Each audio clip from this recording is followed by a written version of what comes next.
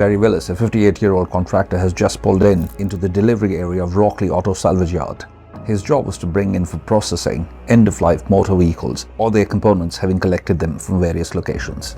The day was going fine, so was the weather, typical for a late autumn day in Queensland, clear and unremarkable.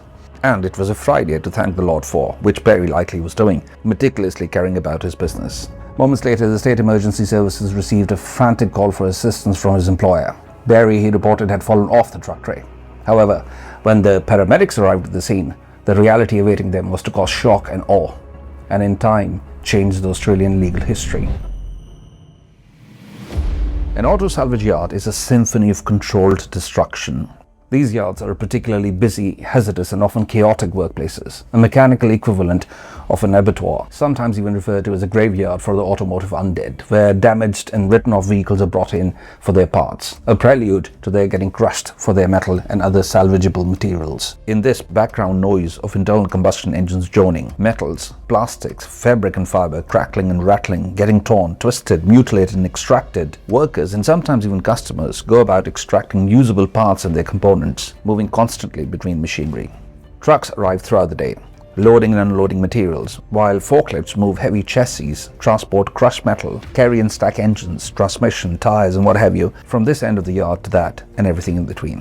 The forklifts here are the real workhorses, one of the most productive tools workplaces have, without which most of the industrial activity come to a halt. However, they carry a sizable penalty of bringing to the workplace a considerable risk. The regulator in New South Wales has reported that over a 2-year period, some 600 major incidents were reported involving the forklifts. This amounts to 1 major incident a day in that one state alone, out of which 5 were fatalities. Similar figures emerge from other jurisdictions as well. Victoria goes as far as stating that more workplace injuries and deaths occur involve forklifts than any other type of plant or equipment. For a comparison, in the United States of America, forklifts were responsible for 614 workers losing their lives between 2011 and 2017, with an average time of less than 4 days between fatalities.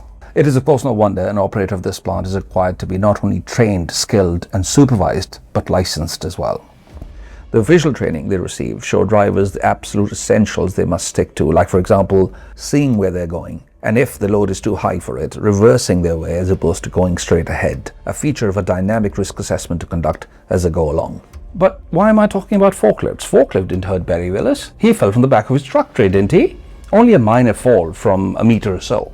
The medics who responded to Barry's condition, first in the ambulance and then at the hospital too, naturally thought so, attending to his injuries on this brief. The stories though did not add up, not to the hospital staff anyway, who in time discovered severe internal injuries and bleeding Barry was fighting, desperately clinging to life. Injuries that could not have been due to a fall from a height of a meter. The next day at the hospital and standing next to Barry's bed, the director, however, had an explanation for it. What had actually happened, he presented to Barry's daughter, was that Barry had failed to properly winch a vehicle onto his truck, causing the car to roll backwards and strike him. This, he said, is what is captured clearly in the yard CCTV footage, but he didn't want anyone to know because he didn't want Barry to get into trouble for not having undertaken the winching as he should have. How considerate of him. If only she too had the same level of care and consideration. Thankfully, she did not. Determined to know what caught her father in the condition he was in, she obtained the CCTV footage of the incident. Here is a reconstruction of what she would have seen when she pressed the play button.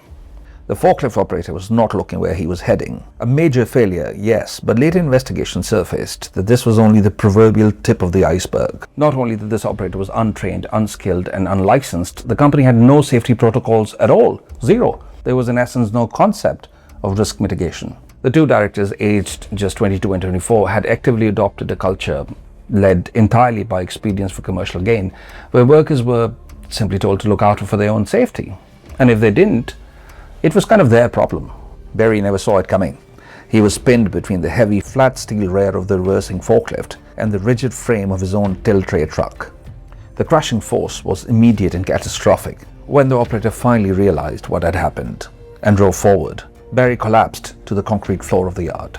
The immediate aftermath of a severe workplace trauma is always chaotic, but it is also the moment where human integrity is often put to a test. This is where one of the company's directors arrived on the scene. Seeing Barry on the ground, clearly suffering from severe internal injuries, he hurried back to the office and dialed emergency services. Good work, but instead of providing the paramedics with the vital, accurate information needed to prepare for a victim of crush injuries, a different narrative began to take shape. A narrative driven by self-preservation perhaps, but at the cost of Barry's life. Even at the hospital where Barry lay in an intensive care unit, fighting for his life, he stuck to his yarn, not only blaming him for his condition, but crucially denying the medics the critical time and information they needed to save Barry's life. Manslaughter, would you not say, if Barry was to lose his life? Industrial manslaughter in this case. 2 years prior, in October 2017, Queensland had inducted the industrial manslaughter into its work health and safety legislation. Now, for industrial manslaughter charge to stick, the prosecution must prove 3 precise conditions beyond reasonable doubt.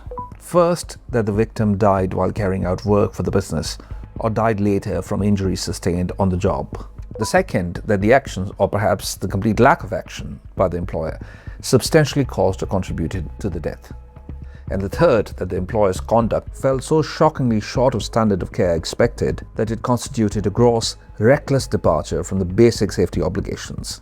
8 days after the incident, Barry Willis, a dedicated father of 4 and grandfather of 6, succumbed to his injuries in the hospital. Facing an overwhelming mountain of evidence, including the undeniable CCTV footage and proof of their deceptive conduct, the 2 directors, along with their corporate entity, entered pleas of guilty. In June 2020, the court handed down a sentence which was to become the first industrial manslaughter indictment in the country. A Rockley wrecking yard has been fined $3 million in the first industrial manslaughter prosecution in Queensland history. The directors of the business lied to the victim's family, blaming him for his own death before they too were charged.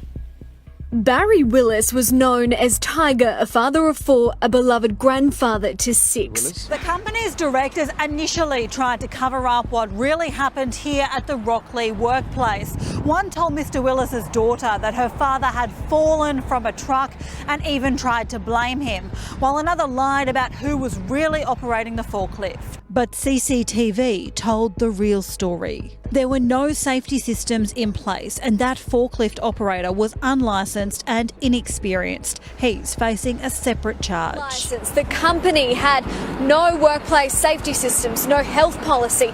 Its workers were unprotected and it was 9 months behind in superannuation payments. The company, now insolvent, was fined $3 million. The directors jailed for 10 months.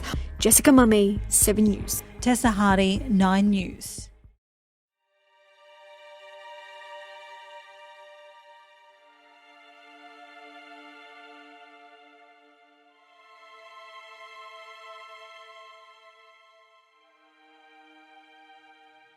The case leaves us with several important lessons. The first being the obvious that for all high-risk activities, operating a forklift, for example, proper training, induction, supervision, and all necessary precautions must be in place. And an effective, no-nonsense risk assessment should govern all of this. First aid has proven to be the difference between life and death. Literally the difference between life and death. And the difference between full recovery and permanent disability. Time and time again. A workplace without a well-configured emergency response plan, ERP, to which first aid naturally is a part of, is really a disaster in the making. It cannot be overstated how crucial it is that the paramedics are made aware of exactly and all of what is known about the nature, the extent, and the cause of the injury. Misleading or holding anything back is not only a heartless, condemnable affront to humanity, it is also a crime, and contrary to self-preservation if that was to make someone consider it.